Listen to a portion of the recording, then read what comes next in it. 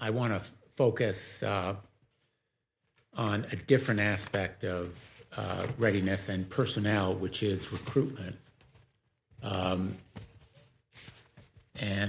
in particular, some of the numbers that I know are troubling you as they have troubled us, the levels of recruitment and the failure to make many of the recruiting goals, which I think is troubling not only for the present, but also what it indicates for the future. And I note particularly General George, the numbers on the Army that are provided here. Today, only 23% of Americans aged 17 to 24 are qualified to serve without a waiver, which I think is a pretty damning indictment of education, health, however you want to characterize it.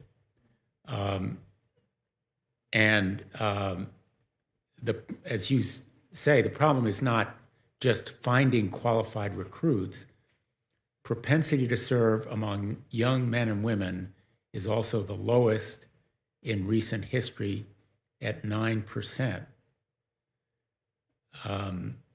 Only 21% of youth from Generation Z believes that Army culture is consistent with their values and beliefs, and 56% report that their impressions of the Army, mostly negative, in parentheses, are driven by non-Army media.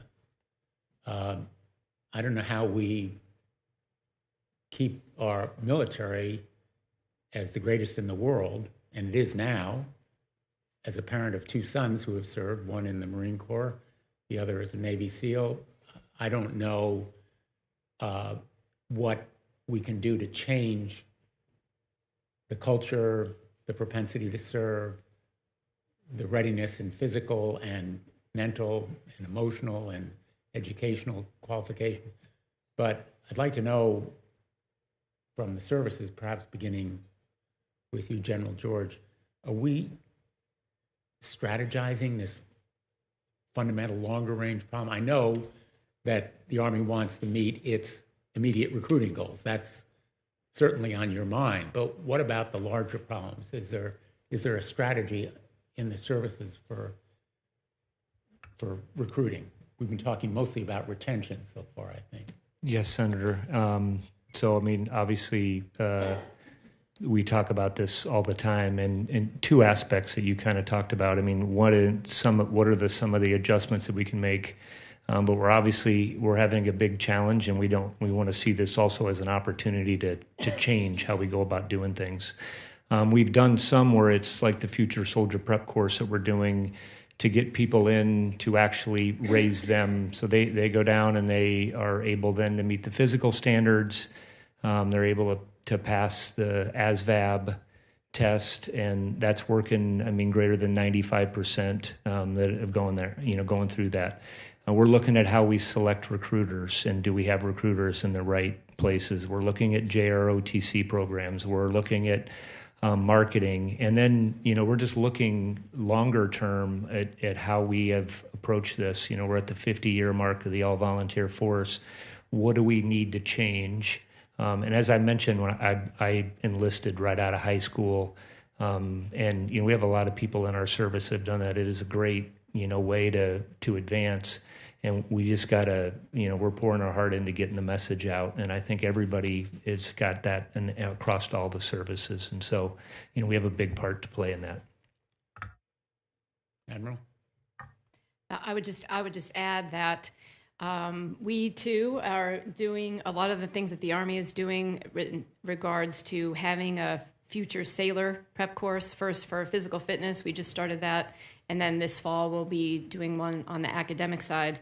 I think we are looking hard at our campaign, Forged by the Sea, and working hard for it to make it to where all of the young people will be able to get a better understanding of what the Navy is all about and really what they can learn and what they can have as a career in the Navy, whether it's through social media, whether it's through career fairs, making sure that we take the time to educate people who may not live near the Navy so they understand what it is. We're kind of taking the approach of every sailor is a recruiter, and giving them opportunities to go back home, talk about it, and be part of our fleet weeks and engage not only the youth, but the influencers in their lives, coaches, school teachers, principals, and then, of course, their parents. General. Senator, as you know, you don't join the Marine Corps, you become a Marine, and that is what we will stay with. We value our recruiters heavily. When our recruiters finish a successful 3-year recruiting tour, they select their duty station or they're sent to one of our service schools. My own son is a recruiter right now. I was a recruiter. Most of our senior leaders were either on the recruiting side or the drill field side, Fleet Marine Forces Pacific, 3MEF, all recruiters. The key for us is that professional recruiting force and incentivizing them to do great work. For us, those recruiters, it is a big reward in that the bulk of our meritorious promotions go to the recruiting force because we believe it is so important. And the final thing that I think is a secret sauce for us, the Commanding General of Marine Corps Recruit Depot, San Diego, and then Recruit Depot, Parris Island, dual hat as the Commanding Generals of the Eastern and Western recruiting region. So they have to both find and train the individuals. So you better find good ones and you better train them right because the same general is responsible for both. And we just value the recruiting force and we stay on it. We made mission last year, we'll make it this year, sir. I know we're over, but I will. I'm over time, but Thank you, Chair. Because I think this is very important. By the time it gets down to this end of the table, there may be fewer things. It's because we have lunches together. We understand this is not just a service problem. We have many meetings together where we look across the table. So I'm stealing things from what Eric's doing. And this idea of for us as the Air Force, last year we barely made, and this year it looks like we will not. So this is a wake-up call. We're looking at everything. Why do we have this particular restriction in place? Why? And sometimes it was because we could before. And because we were able to make that, and that's part of it. But Senator, I want to talk about your larger point, which is so all these things are making it harder on the outside, and we're trying to figure out that as a group of senior leaders. And I think one of them is this: that there is a cacophony of narratives out there that we are competing with. It's, again, not an excuse; it's just a fact. It's now there are so many different media that the youth of America can get insights from and get their impressions of, and so we need to be both amplified and unified in the way that we describe the value of service, and that this is not something that puts your life on hold. It's something that accelerates your life. So there is a combined thing that we need to do to have this awareness, because there's a lack of familiarity with the military service. And so those are some of the things we've been talking about as we look across the services to do that, in addition to what we're each doing individual services. And Senator, just briefly, if I can, since our challenge is a lot different than everyone else, our numbers are relatively small.